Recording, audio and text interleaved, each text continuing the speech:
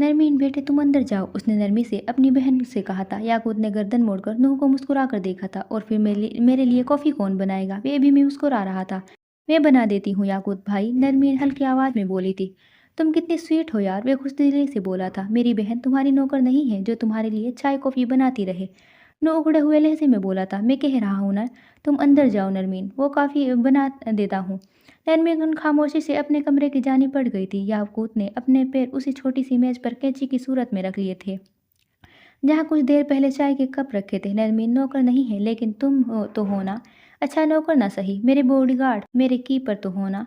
जाओ तुम कॉफ़ी बना कर लाओ मेरे लिए। उसका लहजा नॉर्मल था, लेकिन उसकी आंखों में इस्तेहज़ा था। नूर नूह ने चंद लम्हे चुभती हुई नज़रों से उसे देखा था और फिर किचन की तरफ बढ़ गया था। एक्सप्रेसो डबल शॉट, याकूत ने पीछे से आवाज़ लगाई थी। थोड़ी देर बाद नूह एक ट्रे में 2 कॉफ़ी के मग ले आया था।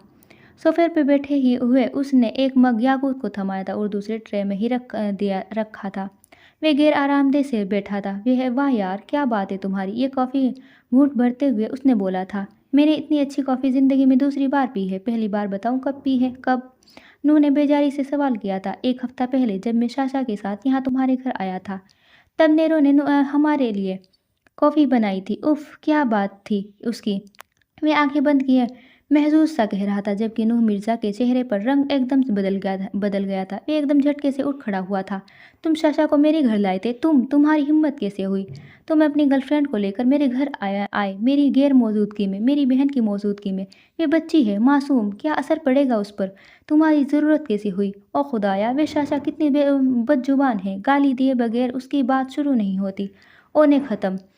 हर 10 मिनट बाद वे एक सिगरेट पीती है। तुम ऐसी लड़की को मेरे घर कैसे ले आए? मेरी बहन के पास किसकी इजाज़त से? वे बोल नहीं रहा था, दहाड़ रहा था। उसकी बस नहीं चल रहा था कि याकूत का मुंह नोच ले। रिलैक्स ब्रो, इतनी बड़ी बच्ची नहीं है तुम्हारी बहन। और क्या हो गया अगर मैं तुम्हारी अपनी गर्लफ्रेंड को यहाँ ले आया हूँ? मैं यहाँ से गुजर रहा था तो सोचा तुम्हारे घर से होता जाऊँ। तुम नहीं थे और नीरो ने मुझे बजाते खुद दावत दी थी तो मैं आ गया। अंडरबट आई स्वेयर, शासा ने स्मोकिंग नहीं की थी यार। वे उठा था और नूर के वापस जाकर उसके कान के करीब झुका था। उसने बस एक ड्रग डोज लिया था, वे सरगोशी नुमा आवाज़ में कह रहा था। नूह का रंग सफ़ेद पड़ने लगा था। उसकी आंखें बेयकीनी से सैली थी। उसने बगैर वहाँ से देखे याकूत को बाजू से पकड़ा था और उसे तकरीबन घसीटता हुआ दरवाजे की जानिब ले गया।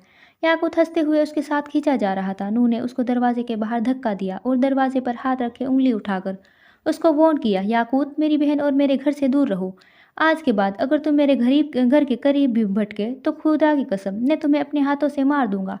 ठाकी आवाज़ से दरवाजा उसके मुंह पर मारते हुए वे अंदर बढ़ा था। नरमीन, नरमीन, यहाँ आओ फ़ौरन। लाउंज में खड़ा वे दहाड़ रहा था। नरमीन फ़ौरन कमरे से निकल आई थी। उसकी आवाज़ आंखों में हैरानी उभरी थी।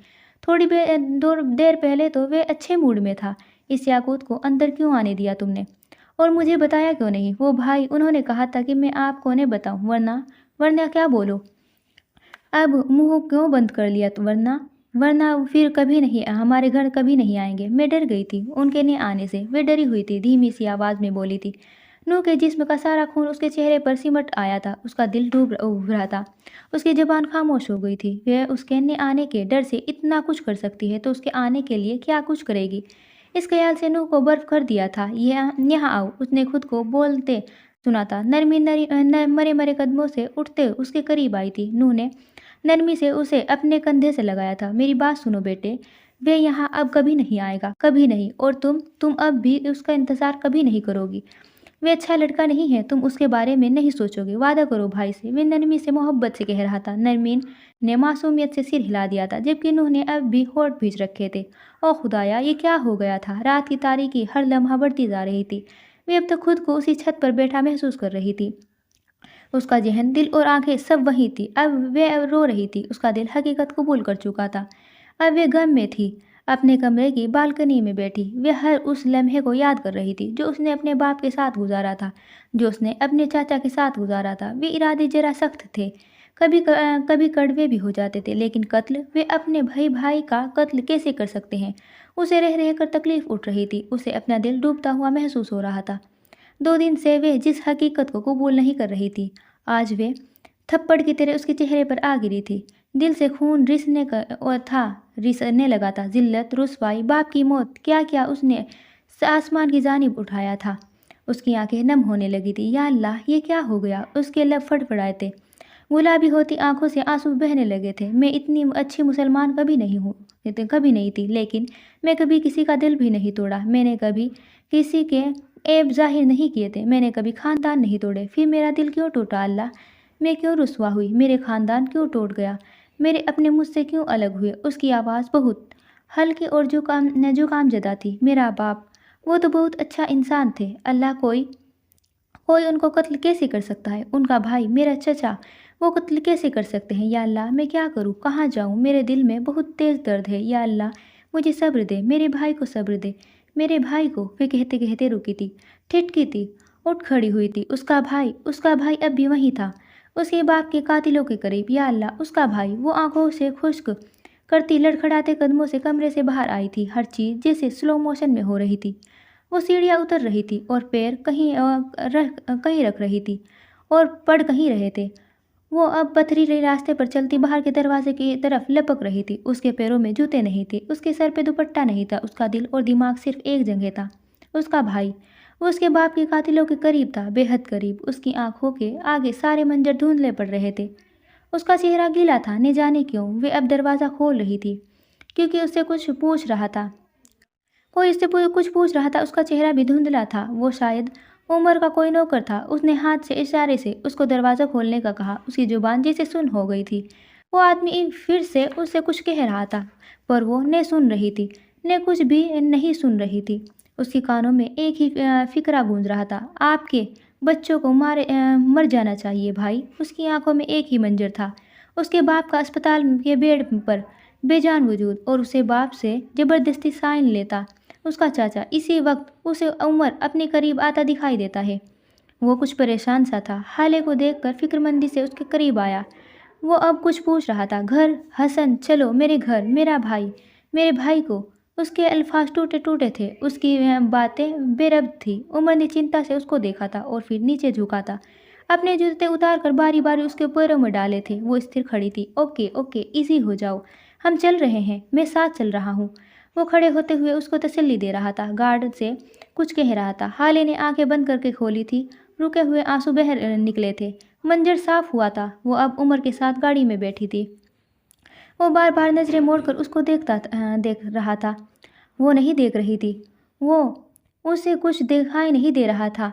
उसे अपने भाई के पास जाना था, जल्द जल्द से जल्द। हारून शाहिद गाड़ी की चाबी हाथ में लिए नीचे उतर रहा था, जब नवाल बेगम ने उसको रोक लिया। आज उसने सादा सी बुरी सलवार कमीज पहन रखी थी, गहरे आंखों में उदासी थी। अगर आज हाले उसके साथ होती तो उसकी पेंटिंग देखकर कितनी खुश होती।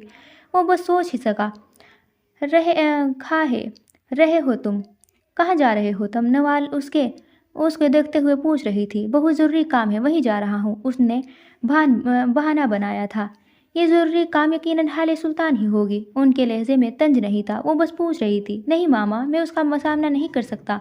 उसको बहुत तकलीफ दी है मैंने। मैं उसको वक्त देना चाहता हूँ, और वो इस वक्त बहुत बड़े गम में है। मेरा जाना ठीक होगा कि नहीं? वो हाइपर हो जाएगी, वो खुद को नुकसान पहुँचा लेगी। मैं उसको माफ़ी ना मांगना चाहता हूँ, लेकिन मुझे लगता है ये वक्त मुनासिब नहीं।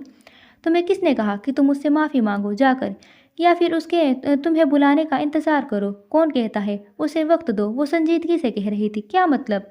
वो हैरान हुआ। दोस्त की खुशी में उसकी मर्जी से जाओ, लेकिन दोस्त के गम में अपनी मर्जी के बगैर भी जाओ। वो धक्का देकर निकाल दे तब भी जाओ, वो गालियाँ दे तो सुनते रहो, मारे तो खा लो, क्योंकि वो गम में है और गम सोचने की सलाहियत छीन लेता है।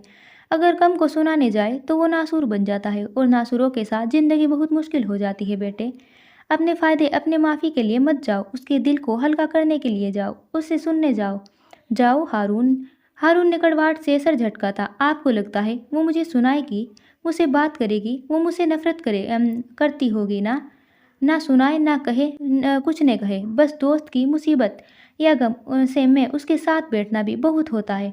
वो बोले न बोले, उसको एक आसरा होगा, कि एक सहारा होगा कि मेरे पास मेरा दोस्त है। बेटे, दोस्तों से नफरत नहीं की जाती, और कह रहे हो तो कभी सच्ची दोस्ती की नहीं होगी।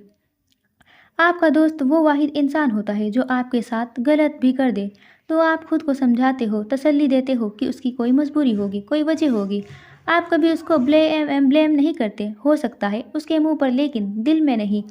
دل میں آپ ہمیشہ اس کے حق میں بولتے ہیں۔ دوستوں کے درمیان دوریاں آ جاتی ہے، پرابلم آ جاتے ہیں، اختلافات آ جاتے ہیں، لیکن نفرت نہیں۔ نفرت دوستی میں کبھی نہیں آتی۔ تم نے دیکھا ہوگا، ہم سب دیکھتے ہیں، ہمارا کوئی بچھڑا ہوا، کوئی پرانا، کوئی ناراض دوست جب سامنے آتا ہے تو دل بے اختیار اس کے گلے لگنے چاہتا ہے، اس سے بات کرنے کو چاہتا ہے۔ ہاں، ہم نہیں کرتے، دل کو ڈپٹ دیتے ہیں، سمجھا دیتے ہیں، لیکن دل چاہتا ضرور ہے۔ مطلب وہ مجھ سے نفرت نہیں کرتی مما، میں اس کو سن لوں گا، جو کچھ وہ کہے گی، جو بولے گی میں سن لوں گا، بس وہ ایک بار مجھے خود کے قریب تو آنے دے۔ نوال اس کو دیکھ کر مسکرائی تھی۔ تبھی تمہیں لگتا ہے سننا آسان ہوتا ہے؟ بالکل نہیں، سننا بہت مشکل ہوتا ہے۔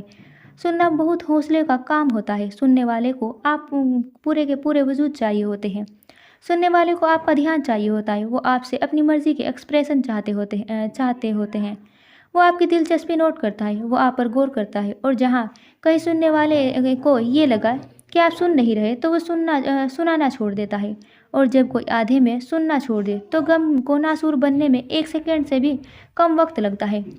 نہ سننا خودکشی کروا دیتا ہے، نہ سننا قتل کروا دیتا ہے، نہ سننا کسی کی زندگی خراب کر دیتا ہے، یہ زخموں کو ناسور بناتا ہے۔ کسی کے زخموں کو ناسور نہ بننے دو بیٹے، اگر نہیں سن سکتے تو سننے کی اداکاری بھی مت کرو۔ وہ نرمی سے کہہ کر چلی گئی تھی، جبکہ ہارون کئی سوچوں میں گھرا وہیں کھڑا رہ گیا۔ یہ کام اتنا آسان نہیں تھا جتنا اس نے سوچا تھا۔ گاڑی جیسے ہی سلطان مسجد سے باہر آ کر رکی، ہالے فوراً اس سے پہلے اتری اور دروازے کی طرف بڑھی تھی۔ اس سے پہلے کہ وہ اندر جاتی، اسے روک لیا گیا۔ میڈم پلیز رک جائے، آپ اندر نہیں جا سکتی، شمس صاحب کا حکم ہے، اور سفیر صاحب نے بھی سختی سے منع کر رکھا ہے۔ پلیز میڈم، میری نوکری کا سوال ہے، وہ ونتی سے کہہ رہا تھا۔ اسے زیادہ بکواس نہ کرو، آرام سے دروازہ کھولو ورنہ اس کی ابھی کھوپڑی کھول دوں گا، عمر قریب آتا ہوا دृڑھتا سے کہہ رہا تھا۔ ہالے نے ہاتھ کے اشارے سے اسے روک دیا تھا۔ ٹھیک ہے، میں اندر نہیں آ رہی، آپ اندر جا کر حسن کو بلا دے، یا پھر یہاں سے کسی ملازم کو فون کر دے، وہ نارمل لہجے میں کہہ رہی تھی۔ آپ اسی بات سن رہی ہے، اس کے باپ کا گھر ہے جو اندر نہیں جانے دے گا۔ ہاں، ابھی دیکھتا ہوں اسے، عمر نے بولتے ہوئے گارڈ کو گردن سے دبوچ لیا تھا۔ اب اندر جانے دے گا یا نہیں؟ وہ اس پر گرا رہا تھا جب ہالے نے اس کو چھڑوانے کی کوشش کی تھی۔ تم اسے چھوڑو گے یا میں چلی جاؤں؟ کیوں میری مشکلات بڑھا رہے ہو؟ جان کیوں نہیں چھوڑ دیتے؟ وہ بلند آواز میں بولی تھی۔ عمر کی گرفت اس کی گردن پر ڈھیلی پڑی تھی۔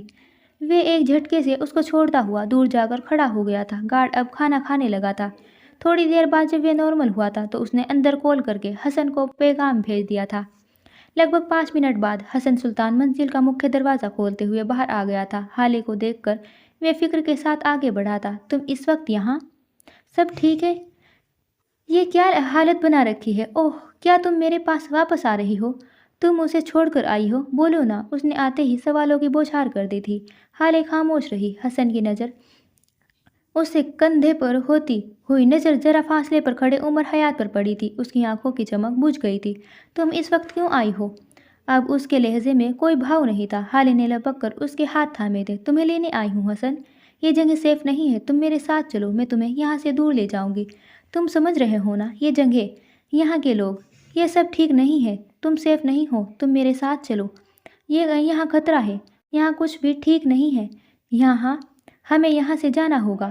وہ اس کے ہاتھ پکڑے جلدی جلدی بول رہی تھی۔ حسن اسے سنجیدگی سے دیکھ رہا تھا۔ اور یہ جگہ کیوں سیف نہیں ہے، بتانا پسند کرو گی؟ تمہاری جان کو خطرہ ہے حسن، میں اس وقت تمہیں سمجھا نہیں سکتی، تم یہاں سیف نہیں ہو، بس یہ جگہ، بس یہ سمجھ لو، میرے ساتھ چلو پلیز، یہ وقت سوال جواب کا نہیں ہے، تم سمجھتے کیوں نہیں ہو؟ وہ چند لمحے ہالے کو دیکھتا رہا، اپنے ہاتھ نرمی سے چھڑوائے، اور پھر کہنے لگا، ٹھیک ہے، میں چلتا ہوں، جہاں تم کہو گی وہاں چلے جائیں گے۔ اوکے ہالے۔ ہالے نے فوراً اس بات میں سر ہلایا تھا۔ عمر بیزاری سے یہ منظر دیکھ رہا تھا۔ جج صاحب کی اولاد اور اتنے سیدھے طریقے سے مان جائے، یہ ہو ہی نہیں سکتا۔ تم مجھے لکھ کر دے دو کہ جہاں تم مجھے لے جاؤ گی وہاں میں مروں گا نہیں، وہاں میری جان سیف رہے گی، وہاں جا کر میری لکھی ہوئی موت ٹل جائے گی۔ اگر تم لکھ کر دے سکتی ہو تو میں چلا جاتا ہوں۔ ہالے کے اوپر جیسے گھڑوں پانی ڈال دیا گیا ہو۔ نے یہ نہیں کر سکتی، یہ سب تو اللہ کے ہاتھ میں ہے، اس نے خود کو بولتے سنا۔ دیٹس دا پوائنٹ، یہ اللہ کے کام ہوتے ہیں ہالے۔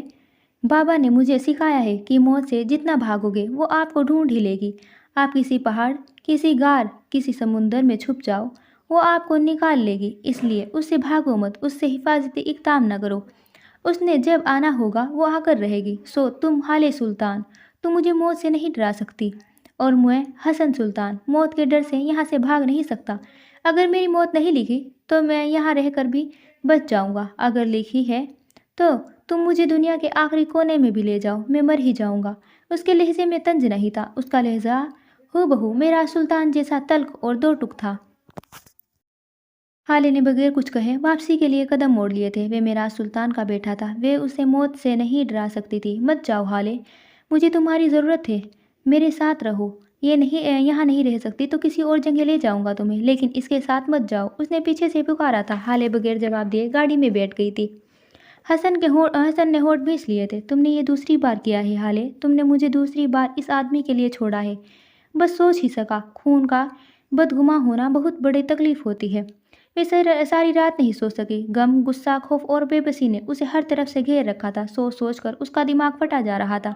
غم کے ساتھ ساتھ انتقام کا جذبہ بھی سر پر اٹھا رہا تھا۔ وہ سوئی جاگی کیفیت میں بیڈ پر پڑی تھی۔ اسی وقت اسے اپنے کمرے میں بیڈ کے بالکل قریب ایک سایہ دکھائی دیا۔ خالے کی سانس جہاں تھی وہیں رک گئی۔ اس کے لب بے یقینی کی کیفیت میں کھل کر رہ گئے۔ بابا، وہ اتنی ہلکی آواز میں بولی تھی کہ بامشکل خود سن پائی۔ وہ بالکل ویسے ہی تھے، تر و تازہ، صحت مند اور سکون میں۔ خالے حیران سی انہیں دیکھے گئی۔ یہ کیا حالت بنا رکھی ہے بچے؟ ان کی آواز میں فکر تھی۔ تم میری مضبوط بیٹی ہو، تم ہار نہیں مان سکتی، میں نے تمہیں ہارنا نہیں سکھایا۔ ان کی آنکھیں نم ہونے لگی تھی۔ آپ مجھے چھوڑ کر چلے گئے بابا، مجھے لگا آپ اب نہیں آئیں گے، میں ڈر گئی تھی۔ آپ اب واپس تو نہیں جائیں گے نا؟ میں ان کے قریب نہیں جا رہی تھی، اس کے خوف تھا کہ کہیں میں ان کے پاس سے جا کر انہیں کھو نہ دے۔ مجھے جانا ہی چاہیے، میرا وقت آ گیا ہے، میں یہاں اور نہیں رہ سکتا، میرا یقین کرو، میں یہاں سے بہتر جگہ پر ہوں۔ لیکن تم خالے، تم نے خود کو کیا کر لیا ہے؟ یہ تم نہیں ہو، یہ میری مضبوط بیٹی نہیں ہے۔ اس کے آنسو مزید روانی سے بہنے لگے تھے۔ میرا خاندان ٹوٹ گیا ہے بابا، آپ چلے گئے، حسن میرے ساتھ نہیں آنا چاہتا، میں انتقام لینا چاہتی ہوں، لیکن میں اتنی مضبوط نہیں ہوں۔ میں کیسے اپنے حق واپس لے لوں؟ میں کیسے اپنا خاندان جوڑوں؟ آپ کو مرنا نہیں چاہیے تھا، کسی بھی باپ کو مرنا نہیں چاہیے۔ میرا سلطان نے افسوس سے اسے دیکھا تھا۔ میں نہیں بتاؤں گا کہ تمہیں کیا کرنا چاہیے، تمہیں خود کرنا ہوگا، اس نے اپنے لیے لڑنا ہوگا، کوئی تمہارا سہارا نہیں ہوگا۔ یہ کوئی فیری ٹیل نہیں ہے جہاں کوئی شہزادہ آ کر تمہیں غم سمیٹ لے جائے، تمہیں اندھیری گفا سے نکال لے جائے، یا پھر تمہارے فرعون جیسے چاچا سے تمہارا محل واپس دلوائے۔ یہ زندگی ہے، یہ تمہیں خود گرنا ہوگا، خود اٹھنا ہوگا، اپنے زخموں پر خود مرہم رکھنا ہوگا۔ تمہارے لیے صرف تم ہو، صرف تم۔ تمہیں اپنے گدھے جیسے چاچا سے اپنی زمین اپنے دم پر لینی ہوگی۔ اپنی فتنہ فروا چاچی کے الزاموں کے سامنا اکیلے کرنا ہوگا، ان کو جھوٹا اپنے دماغ سے ثابت کرنا ہوگا۔ تمہارے لیے ہر دفعہ سفیر ہاتھ نہیں اٹھائے گا، عمر حیات نہیں روکے گا۔ اپنے بھائی، اپنے خاندان کو خود جوڑنا ہوگا۔ یاد رکھ لو، یہ زندگی ہے، پری کتھا نہیں۔ تمہیں اپنا شہزادہ خود بننا ہوگا۔ انتقام کے پیچھے مت جاؤ، یہ سکون چھین لیتا ہے۔ اپنے حق کے پیچھے جاؤ، یہ زندگی کو نڈر بنا دیتا ہے۔ تم پری کتھا کی سنڈریلا نہیں ہو جس کے پیچھے کوئی جوتا لے کر آئے۔ تمہیں اپنے قدموں پر خود کھڑا ہونا ہوگا۔ تم رپنزیل نہیں ہو جسے کوئی محل کی قید سے نکالنے آئے گا۔ تم اپنی دنیا اپنی آنکھوں سے دیکھنی ہوگی۔ تم سنو وائٹ نہیں ہو جس کی ماں کے جادو سے بچانے کے لیے 7 بونے آئے گے۔ تمہیں اپنا خاندان خود بچانا ہے، تمہیں اپنے وجود کی جنگ خود لڑنی ہوگی۔ تم ایک عام لڑکی ہو بیٹا، تمہیں اپنی کہانی کا شہزادہ خود بننا ہوگا۔ سلطان ہوں میں نے تمہیں سہاروں کے ساتھ چلنا نہیں سکھایا، میں نے تمہیں زخمی ٹانگوں کے ساتھ لڑکھڑا کر چلنا ضرور سکھایا ہے، لیکن جہاں کہیں بھی کوئی رحم سے ہاتھ بڑھا کر آگے بڑھانا چاہے، اس کا ہاتھ کو جھٹکنا بھی سکھایا ہے۔ وہ بہت نرمی سے کہہ رہے تھے۔ خالے نے گلابی پڑتی آنکھوں کے ساتھ ان کو دیکھا تھا۔ اور عمر، آپ نے اسے میرے ساتھ کیوں بھیجا؟ وہ مسکرائے تھے۔ عمر شہزادہ نہیں ہے بیٹے، وہ کہانی کا دوسرا وکٹم ہے، یہ اس کے سروائیول کی جنگ بھی ہے جہاں آج تم ہو، کوئی سال پہلے وہ یہاں سے گزر چکا ہے۔ تم دونوں اس جنگ کو ساتھ لڑو گے تو جیت جاؤ گے، الگ ہو جاؤ گے تو کاٹ دیے جاؤ گے، کچل دیے جاؤ گے۔ ساتھ رہنا سیکھو، ساتھ لڑنا سیکھو۔ میں بار بار تمہارے پاس نہیں آ سکتا، میرے پاس اتنا وقت نہیں، مجھے جانا ہوگا۔ تم عمر کو مت چھوڑنا، کبھی نہیں۔ پھر وہ سایہ دھیرے دھیرے دھندلا ہو گیا، غائب ہو گیا۔ خالے پاگلوں کی طرح چلانے لگی تھی۔ میں آپ کے بنا نہیں رہ سکتی، میں کچھ نہیں کر سکتی، میں پری کتھا کی شہزادی ہوں، میرے لیے کسی کو بھیج دے بابا، یا پھر آپ آ جائے۔ آپ میرا سپورٹ سسٹم تھے، آپ کو آنا چاہیے بابا۔ وہ چیخ مارتی ایک جھٹکے سے اٹھ بیٹھی تھی۔ اس کا سارا شریر کانپ رہا تھا۔ اسی کے باوجود اس کا پورا بدن پسینے ہو گیا تھا۔ اس نے یہاں وہاں دیکھا، ہر جگہ لتاشتی ہوئی نظروں سے دیکھا۔ وہ بستر سے اٹھ کر دیوانوں کی طرح کھڑکی کی اور بھاگی تھی، لیکن اس کا باپ وہاں نہیں تھا۔ وہ وہاں کہیں نہیں تھا۔ وہ زمین پر بیٹھتی چلی گئی تھی اور اس کے آنسو ایک بار پھر تیزی سے بہنے لگے تھے۔ آنسوؤں کا بہنا دکھ نہیں ہوتی، اس کو پہنچنے کے لیے کسی نہ کسی کا ہونا اذیت ہوتی ہے۔ عمر کے بنگلے کا سب سے بڑا اور نفیس کمرہ وہ تھا جس میں عمر رہتا تھا۔ کنگ سائز لکڑی کا سادہ بیڈ جس پر کسی قسم کی کوئی ڈیزائن نہیں تھی۔ وہ سادہ تھا، بالکل سادہ۔ کمرے کی ایک طرف بڑا صوفہ رکھا تھا، سرمئی رنگ کا۔ کھڑکیوں پر لگے پردے بھی گرے تھے اور بیڈ کی شیٹ بھی۔ اس کمرے میں ایک واحد سفید چیز، ماربل کا سفید فرش تھا۔ دیوار گیر الماریاں بھی گرے رنگ کی تھی۔ شاید اسے اس رنگ سے بہت پیار تھا۔ کمرے کا مالک اس وقت باتھ روم سے باہر آیا تھا۔ اس کے بال گیلے اور ہمیشہ کی طرح ماتھے پر بکھرے ہوئے تھے۔ وہ تولیے سے ان کو خشک کرتا باہر آیا تھا۔ اب اپنے بیڈ کی دراز میں کچھ ڈھونڈ رہا تھا جب اس کی نظر ایک گھڑی پر پڑی۔ اس نے گھڑی کو ہاتھ میں اٹھا لیا اور بیڈ کے کنارے بیٹھ گیا اور اس گھڑی پر ہاتھ پھیرنے لگا، نرمی سے، محبت سے۔ وہ اسے دیکھے دکھ سے یا حسرت سے، کبھی کبھی کوئی بے جان چیز، کوئی نام، کوئی پکار، کوئی اچھا یا برا ذائقہ، کوئی بات، کوئی چہرہ آپ کو کئی سال پیچھے ماضی میں لے جا کر چھوڑ آتا ہے، آپ جانا چاہیں یا نہیں۔ وہاں سے آپ کی واپسی تبھی ہوتی ہے جب آپ کا دل یا دماغ واپس آنا چاہے۔ عمر حیات کو بھی ایک ایسا لمحہ کہیں دور، بہت دور ماضی میں لے گیا تھا، شاید اچھے وقتوں میں یا شاید برے وقتوں میں۔ وہ دروازے کے سامنے رکھی پلاسٹک کی کرسی پہ بیٹھا تھا، ایسے کہ سر دیوار سے لگا تھا۔ فجر کی اذان میں 10 منٹ باقی تھے اور وہ ابھی سے سو رہا تھا۔ اس کی آنکھیں بند تھیں، ٹانگیں ذرا سکڑی ہوئی تھیں، شاید اس کو سردی لگ رہی تھی کہ صبح ہی میں ہلکی ہلکی خنکی ہو ہی جاتی تھی۔ میراج سلطان آج ہی اسلام آباد سے واپس آئے تھے۔ گھر جانے کے بجائے انہوں نے ہیون کا چکر لگایا تھا۔ ضرور سمجھا۔ وہ کار سے اتر کر نیچے آئے، تب بھی عمر دیوار سے سر ٹکائے سو رہا تھا۔ اس کے بال ماتھے پر بکھرے تھے، مغرور ناک سوتے ہوئے بھی اکڑی کھڑی تھی۔ معراج اس کو دیکھ کر مسکرائے تھے۔ اگر یہ کہا جائے کہ وہ گھر جانے سے پہلے اس کو دیکھنے آئے تو غلط نہیں ہوگا۔ اس لڑکے سے ان کو پتہ نہیں کیوں ایک انسیت سی محسوس ہوتی تھی، جیسے کبھی کہیں پہلے بھی ملے ہو۔ وہ اس کے بچپن میں بھی جب اس سے ملے تھے، تب بھی واپس جاتے وقت عمر کا چہرہ ان کا دل یوں ہی جکڑ لیتا تھا۔ وہ جان نہیں پاتے تھے تبھی انہوں نے نفیسہ سے زیادہ ملنا بھی چھوڑ دیا تھا۔ اسی وقت اس نے ہلکی ہلکی آنکھیں کھولی تھی اور اپنے بازو پر ہاتھ مارا تھا، شاید مچھر تھا۔ معراج کو سامنے دیکھ کر اس کی آنکھیں پوری کھل گئی تھی۔ وہ اٹھ کھڑا ہوا تھا، گھبرا کر نہیں، شرمندگی سے، بس کھڑا ہوا تھا۔ تم روز اسی وقت سو جاتے ہو، اسی طرح سو جاتے ہو؟ انہوں نے قریب آ کر پوچھا تھا۔ جی بالکل، جواب فوراً آیا تھا۔ اس کی آنکھوں میں سرخی تھی، شاید نیند کی وجہ سے۔ معراج نے اس کو گھور کر دیکھا تھا۔ بس ایک سامنے اپنی غلطی چھپاتے ہیں لڑکے، جھوٹ بول کر، یہ بہانہ بنا کر۔ ملازمت میں یہ ایٹیٹیوڈ نہیں چلتا۔ جی بالکل، انہوں نے جی بالکل پر زور دیا تھا۔ مجھے جھوٹ سے سخت نفرت ہے اور بہانہ میں بتاتا نہیں۔ بات ملازمت کی ہے تو میں آپ کا ملازم بھی نہیں ہوں۔ اس کا لہجہ عام تھا، اس میں ڈھونڈنے سے بھی تلخی یا بدتمیزی نہیں تھی، کیونکہ آپ نے مجھے ایک بار بھی پے نہیں کیا اور آپ کو پتہ ہے کہ میں ہر روز رات کو سو جاتا ہوں، لیکن آپ نے مجھے ایک بار بھی نہیں ٹوکا۔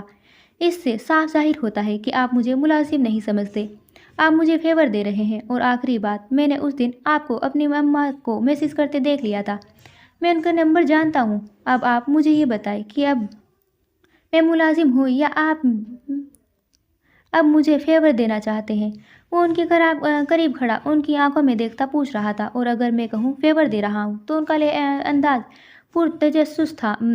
عمر نے کندھے اچکائے۔ تو میں آج ہی یہاں سے چلا جاؤں گا۔ میں یہاں فیور لینے نہیں آیا، جس مقصد کے لیے آیا ہوں وہ خود ہی کر لوں گا۔ یہاں چوکیدار بننے نہیں آیا۔ اس کا لہجہ بے تاثر تھا۔ معراج کھل کر مسکرائے تھے۔ تمہیں کوئی پاگل بڈھا لگتا ہوں یا تمہیں لگتا ہے کہ میں سٹیا گیا ہوں؟ میں کیوں تم پر روک ٹوک نہیں کرتا؟ میں کیوں تمہیں ملازم نہیں سمجھتا؟ پتہ ہے کیوں؟ وہ اس کی آنکھوں میں آنکھیں ڈالتے ہوئے پوچھ رہے تھے۔ یہ وہ وقت تھا جب عمر بھی ان کی آنکھوں میں دیکھ کر بات کرتا تھا۔ کیونکہ میں تمہیں چیک کر رہا تھا بیٹا، میں تمہیں کمفرٹ دینا چاہتا تھا، من پسند ماحول دینا چاہتا تھا، ताकि तुम इसके आदी हो जाओ या फिर न हो, लेकिन कम से कम मुझे ये पता चल जाए कि तुम जिस काम के लिए आए हो उसमें सीरियस भी हो या नहीं। अगर तुम इस कंफर्ट में आदी हो जाते हो तो मैं कुछ ही दिन में तुम्हें अपने घर भेज देता हूँ, क्योंकि मेरे ताल्लुकात और मेरा पैसा मैं कभी ज़ाया नहीं करने देता। दूसरा, मैं तुम्हारी हाजिरी दिमाग चेक कर रहा था। मुझे ये जानना था कि तुम क्या क्या चीज़ें नोट करते हो। मैंने वो वैसे तुम्हें दिखाने को ही किया था। तुम्हें क्या लगता है आगे की वाली सीट खाली होने के बावजूद मैं तुम्हें पीछे बिठाऊंगा? ओह, मैं तुम्हें नहीं टोकता था कि तुम नोट करो। मैं तुम्हें पे नहीं करता था ताकि तुम नोट करो। मैं तुमसे बेखबर नहीं था उमर हयात। मैं तुम्हें चेक कर रहा था और अब मुझे लगता है कि तुम मेरा वक्त, पैसा और ताल्लुक ज़ाया नहीं करोगे।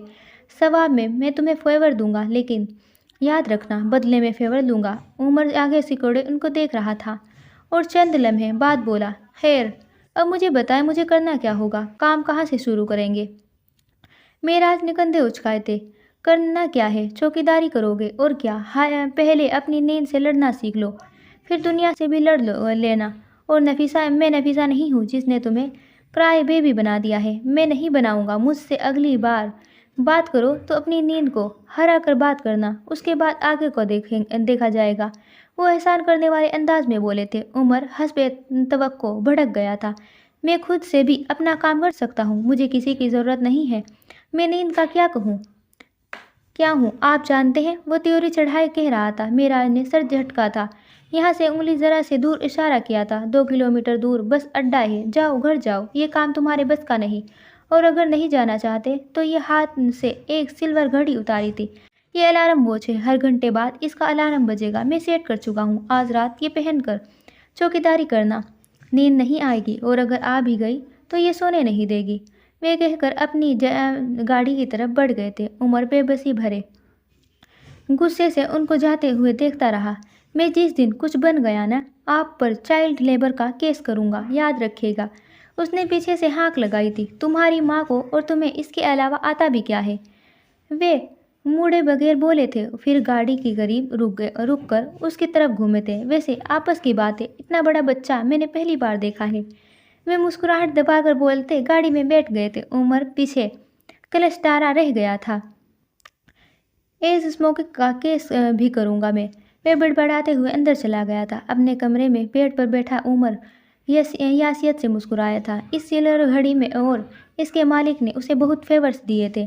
अब उमर हयात की बारी थी। रोते रोते उसकी आंख कब लगी उसे पता ही नहीं चला। वो जब उठी तो थोड़ी देर पहले वाला ख्वाब एक बार फिर याद आया, लेकिन इस बार वो उसको एक बात समझ आ गई थी। उसके लिए कोई शहजादा नहीं आएगा, ये जिंदगी थी, कोई फेरी टेल नहीं। वो उठकर सीधे हाथ मुंह धोने गई। थोड़ी देर बाद जब वो निकली तो काफ़ी फ्रेश थी। लोग कहते हैं किसी भी गम से निकलने के लिए आपको कई हफ्ते, कई महीने चाहिए होते हैं। असल में ऐसा नहीं होता। आप गम से कभी नहीं निकलते। अगर आपको वाकई गम है तो आप उससे नहीं निकल सकते, न आज, न कल, न कभी। और बस आप इस गम को लोगों के सामने छुपाना शुरू कर देते हैं। आप उसका जिक्र नहीं करते, उसे सर पर सवार नहीं करते, उसे दिल पर कब्जा करने नहीं देते। हाँ, ठीक उसी दिल में एक जगह होती है, एक कोजी कॉर्नर। लेकिन जब वो उस कॉर्नर की क्रॉस करने लगे तो उसको रोक देना चाहिए। उसे शुरू के दिन से उसकी बाउंड्री समझा देनी चाहिए। जो लोग समझा देते हैं वो खुश न सही मुतमईन ज़रूर हो जाते हैं, और जो नहीं समझा पाते वो बदबख्त सारी ज़िंदगी इस गम के साथ गुजार देते हैं। हारे ने अपने दिल को ये बात समझा ली थी। उसका बाप मर गया था।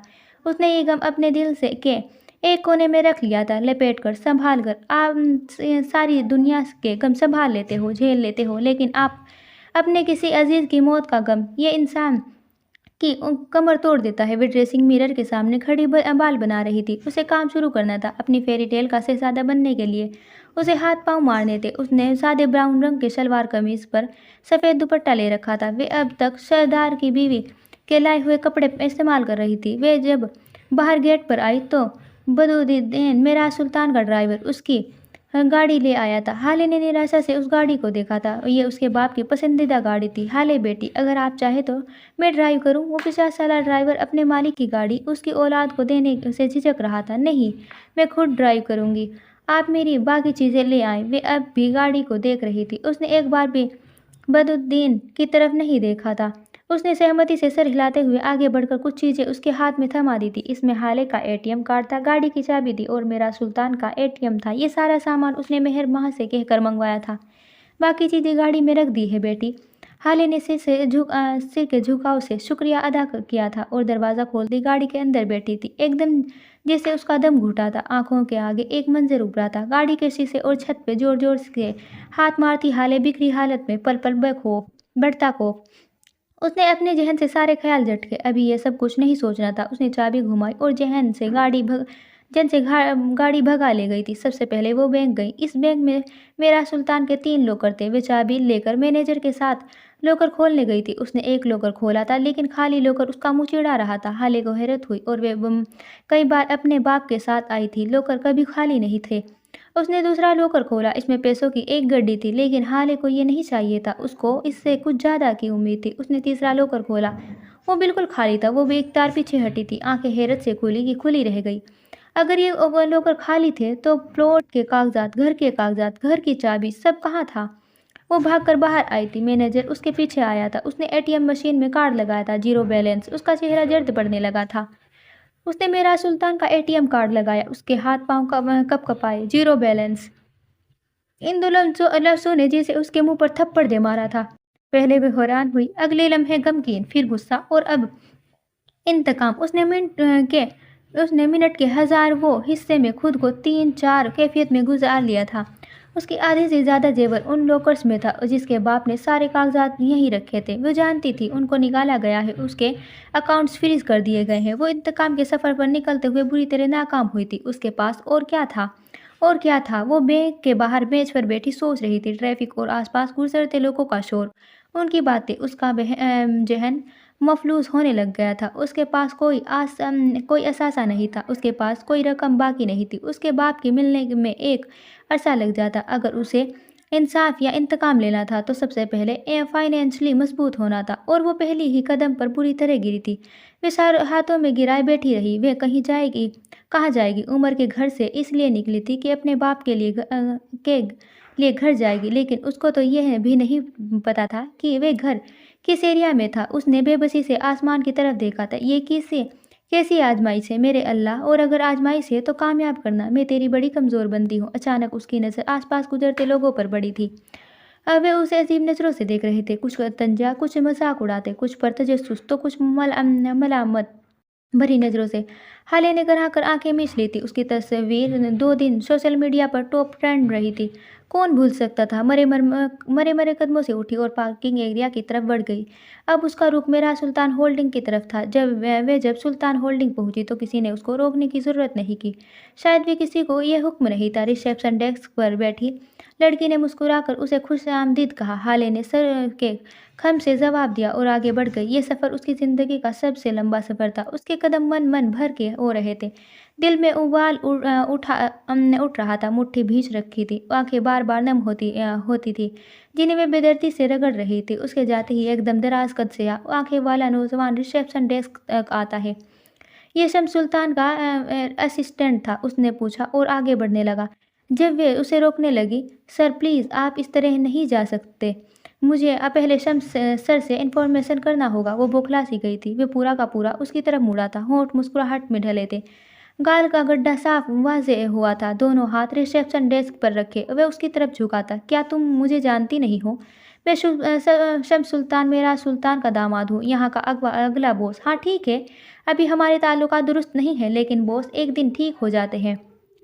मुलाजमीन को चाहिए कि उनके मामलात से दूर रहे और हर बॉस को एक सी इज्जत एहतराम दे। क्या पता नए आने वाले बॉस का दिमाग घूम जाए और वे रिसेप्शनिस्ट को फायर कर दे। आखिर में मासूमियत से बोलकर वे पीछे हटा था। उस लड़की ने बेख्तियार थूक निकला था। आप जा सकते हैं बॉस, वे सफ़ेद पड़ते चेहरे के साथ बोली थी। उसने हाले सुल्तान को अगवा कर रखा था। वे ये बात उस लड़की का खून खुश्क कर रही थी। उमर ने अफसोस से सर को नफ़ी में हिलाया था। उफ, ऐसे नहीं, मुस्कुरा कर कहो। चलो जल्दी, पहले खुलकर मुस्कुराओ और फिर कहो आप जा सकते हैं बॉस। वो जबरदस्ती मुस्कुराते हुए बोली थी। उमर ने एक नापसंदीदगी नज़र उस पर डालता आगे बढ़ गया था। इसको तो मुस्कुराना भी नहीं आता। आने दो मुझे कंपनी, सबसे पहले इसी को फायर करूँगा। वे सर झटकते आगे बढ़ गया था। हाले लिफ्ट से निकलते ही शम्स सुल्तान के ऑफिस की जानिब बढ़ गई थी। उसने ऑफिस का दरवाज़ा खोलना चाहा, लेकिन वह शॉक्ड थी। उसके आईब्रोज सिकुड़े थे, साथ ही उसे अपने बाप के ऑफिस से कुछ आवाज़ें सुनाई दे रही थी। शम्स सुल्तान के ऑफिस के साथ ही मीराज सुल्तान का ऑफिस था। उसका बाप नहीं था, तो उसके ऑफिस में से आवाज़ें। उसने काँपते हाथों से दरवाज़ा खोला, लेकिन सामने का मंजर जैसे उसकी रूह खींच ली हो। दिल से खून रिसने लगा था, दिल में उठते उबाल और बढ़ गए थे। दोस्तों, कहानी अच्छी लगे तो please like, comment, share and subscribe करना बिल्कुल ना भूलें।